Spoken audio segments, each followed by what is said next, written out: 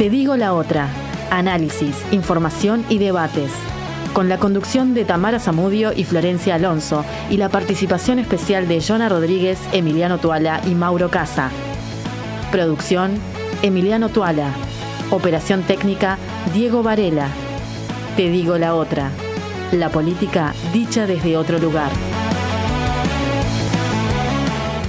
Comenzando un poco y también con lo que ha sido el tema del día, ¿verdad? Preguntarte cómo viene y qué análisis haces un poco de la situación de ANCAP, ¿verdad? Del papel que ha tenido la oposición en la creación y este seguimiento de esta comisión investigadora y los últimos cruces y posterior conflicto que se ha generado dentro del Frente Amplio, pero principalmente en las figuras y encarnado en las figuras de Mujica y Astori. ¿Qué análisis haces de toda esta situación?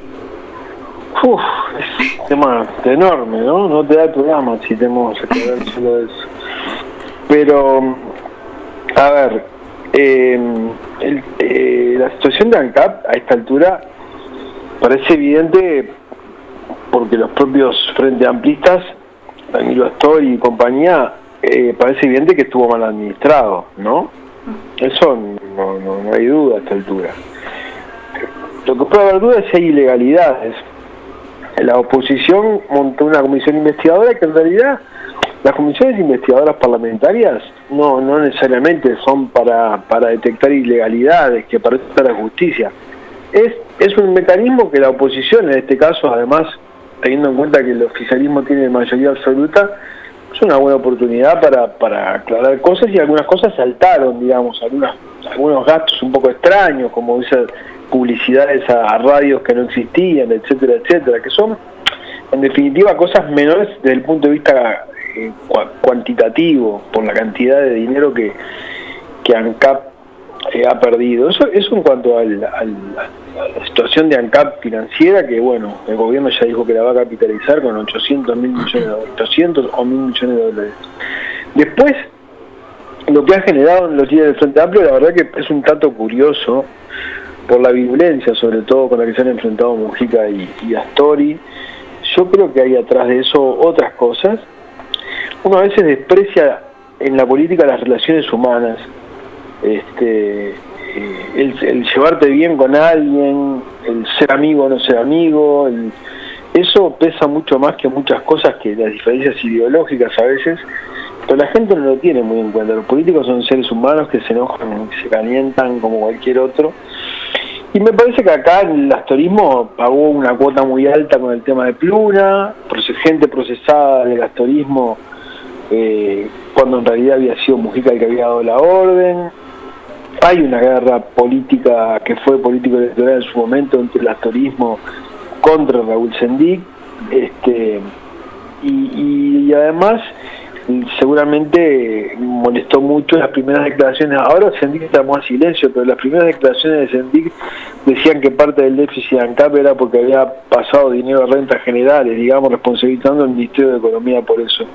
De cualquier manera, me parece que la dimensión que está teniendo el debate y el nivel que está teniendo entre Astori y Mujica concretamente, me parece que son tipos grandes, con muchos años de militancia, que saben que esas cosas no se debaten de esa manera públicamente. Me parece que lo que revela son cosas más profundas en el Frente Amplio. Hay como un desgaste en el ejercicio del gobierno, revela otras cosas que deberían preocupar al Frente Amplio más que este asunto puntual de las diferencias entre Astori y Mujica.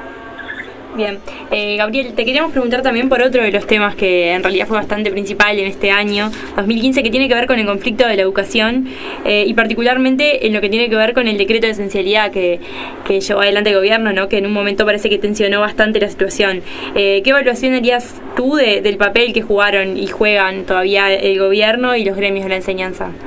Y el decreto de esencialidad era una promesa que el presidente había hecho, o sea, tanto que se reclama que los políticos cumplan las promesas electorales. El presidente, el vicepresidente y el ministro de Economía habían dicho que era un compromiso llegar a X cantidad de días de clase y que se iba a poner por delante el interés de los alumnos y no el interés de las corporaciones, en este caso son los gremios de la enseñanza. Eso en primer lugar. Luego, el decreto de esencialidad me parece que lo que demostró es que Vázquez ya no es el Vázquez de la primera presidencia, lo dejaron muy solo, y yo creo que hay mucha gente que lo dejó solo porque tiene la convicción de que el decreto no era oportuno, otros porque están inclinados por la posición de los sindicatos, otros por oportunismo político. En fin, yo creo que hubo ahí una serie de situaciones. Por otro lado, si uno se pone a pensar en los reclamos que tienen los gremios de la enseñanza, son reclamos que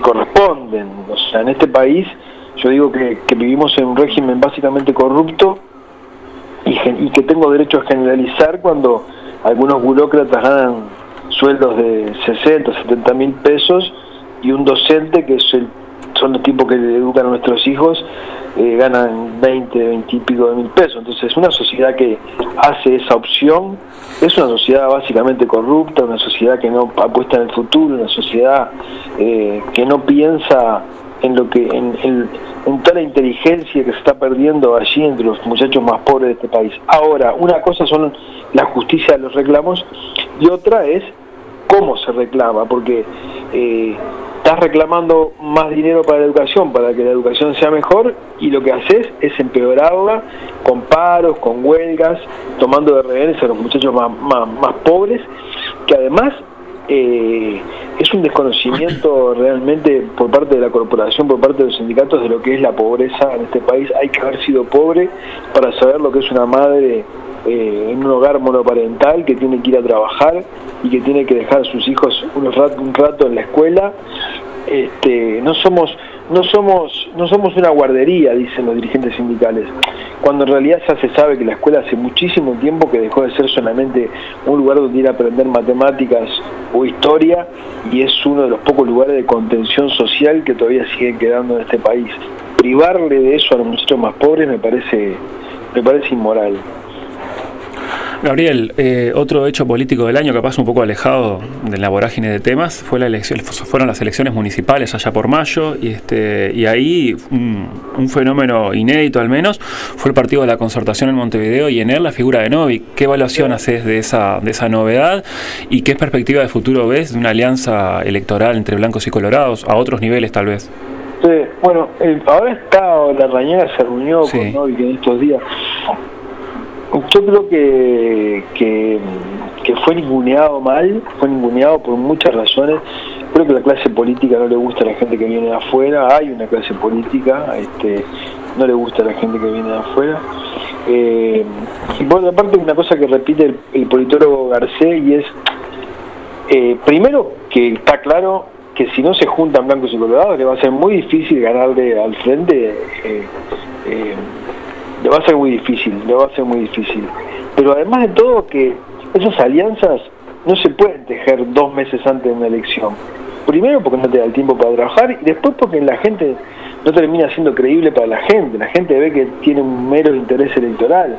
Esas alianzas se tejen con 3, 4 años, empezar a trabajar ahora, no electoralmente, sino políticamente, puliendo las cosas que generan diferencias, destacando las cosas que los unen. Me parece que a esta altura el sistema debería tender a ser un sistema de 2 partidos, un partido de centro izquierda y un partido de centro derecha, como hay en tantos países, y ahí se debería disputar. La verdad que si siguen esta actitud de ahora, no le veo mucho futuro a la Concertación. La verdad. Y la figura en particular de Novik, ¿qué valoración haces? Y es una figura interesante. A ver, más allá de que su discurso pueda no gustar, pueda parecer a veces un poco cavernario, a mí lo que me parece que destaco es que es una persona que no tiene trayectoria de militancia, no tiene trayectoria política, aparece de la nada y recoge 200.000 votos. Me parece que es un fenómeno para atender. Es un fenómeno que no es típico en Uruguay, que fue típico en otros países, cuando en la década del 90 aparecieron los Fujimori o los Fernando Collor de Mello, digamos, gente que venía de afuera del sistema. En Uruguay eso no pasaba, siempre fueron muy fuertes los partidos políticos, no daban margen a la aparición de outsider, digamos, y acá aparece una figura y yo creo que la clase política debería tomar nota de eso, ¿no? O sea, también hay una especie de descontento con lo que han sido los partidos tradicionales, y bueno, me parece también que hay una falta de recambio generacional allí, y que cualquier cosa novedosa, por el solamente hecho de ser novedosa, tiene un valor. Bien, ya estaríamos cerca de empezar a cerrar el primer año de gobierno del segundo mandato de Tabaré Vázquez, del tercero del Frente Amplio, un mandato que ha tenido varias complejidades, tanto a la interna del propio partido que está en el gobierno del Frente Amplio, como también de la figura de Tabaré Vázquez. ¿Cómo ves el gobierno? ¿Cómo lo has visto este año? ¿Y cómo considerás que puede hacer hacia futuro? Y concretamente y en particular la figura de Tabaré Vázquez, que ha sido muy renombrada y bastante criticada a la interna del Frente Amplio y también por fuera. Está claro, como yo te decía hoy, de que no es el Vázquez de la primera presidencia. Un presidente, cuando se va acercando a la presidencia, tiene poder, hasta que lo eligen presidente. Desde el primer día que lo eligen presidente, lo que pasa de ahí en adelante es que empieza a perder poder. El primer día que te eligen presidente, al día siguiente tenés menos poder, porque ya empezás a alejarte, y sobre todo una persona que se supone que no tiene otra elección de futuro por delante. Con Vázquez en el primer gobierno se sabía que podía existir la posibilidad de un segundo gobierno. Me parece que la discusión del presupuesto centró mucho la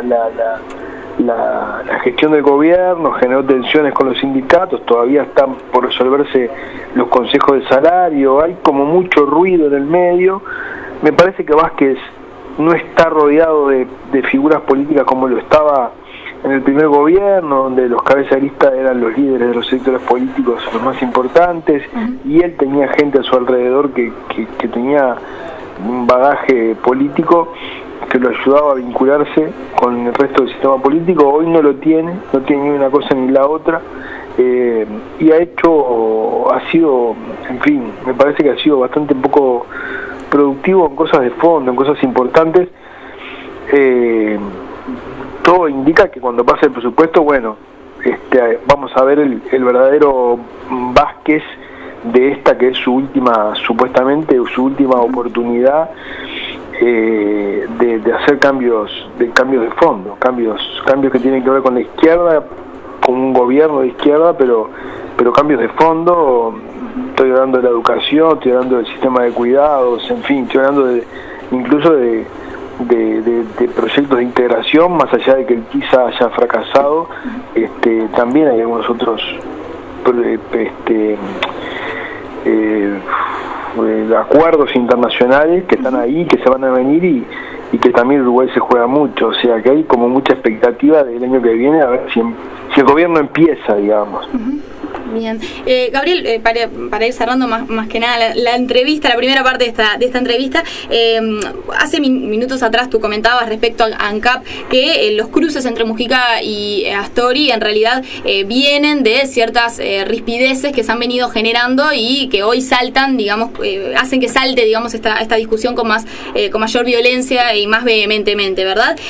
¿Tú consideras que Vázquez, quien quizás ha sido valorado dentro del Frente Amplio como una figura que podía condensar los bloques internos de esta coalición, ¿considerás que Vázquez puede llegar a tener un papel importante en este sentido o que se va a dedicar a realizar el gobierno con su gabinete y quedar por fuera de esa discusión y este conflicto que hoy en día tiene el Frente Amplio internamente? Y Mujica es ingobernable, o sea, ya pensando por ahí, no se llevan. A ver, no es que se lleven mal, tienen una opinión uno del otro, que no es la mejor, digamos, son dos bichos políticos pero bien distintos. Entonces me parece que Vázquez puede tener una incidencia o una coincidencia por necesidad política y también porque se fueron acercando después de mucho tiempo de enfrentamiento con Danilo Astori, pero no me parece que pueda tener ninguna incidencia con Mujica. Mujica va a hacer lo que quiera, como siempre hizo, y me parece que ahí Vázquez queda afuera. ¿Y le crees a Mujica cuando dice que no se va a postular nuevamente?